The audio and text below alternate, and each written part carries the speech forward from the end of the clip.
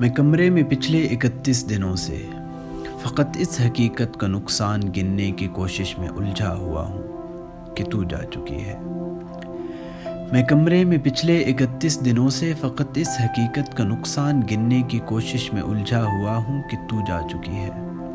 تجھے رائے گانی کا رتیب برابر اندازہ نہیں ہے۔ تجھے یاد ہے وہ زمانہ جو کیمپس کی پگڈنڈیوں پہ ٹہلتے ہوئے کٹ گیا تھا؟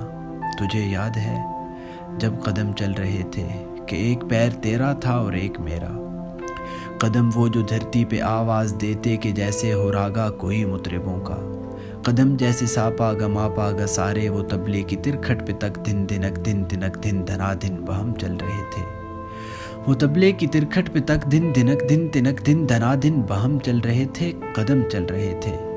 قدم جو مسلسل اگر چل رہے تھے تو کتنے گویوں کے گھر چل رہے تھے، مگر جس گھڑی تو نے اس راہ کو میرے تنہا قدم کے حوالے کیا، ان سروں کی کہانی وہیں رک گئی۔ کتنی فنکاریاں، کتنی باریکیاں، کتنی کلیاں بلاول گویوں کے ہونٹوں پہ آنے سے پہلے فنا ہو گئیں۔ کتنے نصرت فتح، کتنے مہدی حسن منتظر رہ گئے کہ ہمارے قدم پھر سے چلنے لگے۔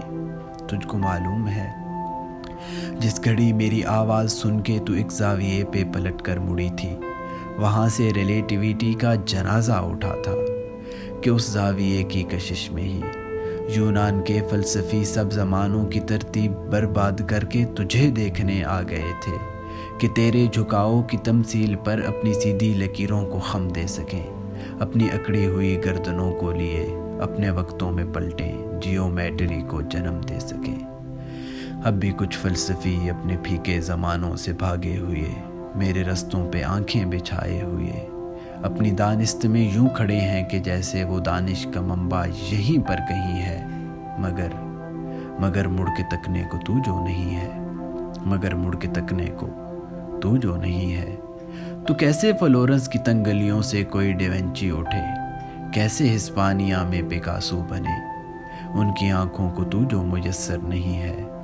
یہ سب تیرے میرے اکٹھے نہ ہونے کی قیمت ادا کر رہے ہیں کہ تیرے نہ ہونے سے ہر ایک زماں میں، ہر ایک علم فن میں، ہر ایک داستاں میں کوئی ایک چہرہ بھی تازہ نہیں ہے۔ تجھے رائے گانی کا رتیب برابر اندازہ نہیں ہے، تجھے رائے گانی کا رتیب برابر اندازہ نہیں ہے۔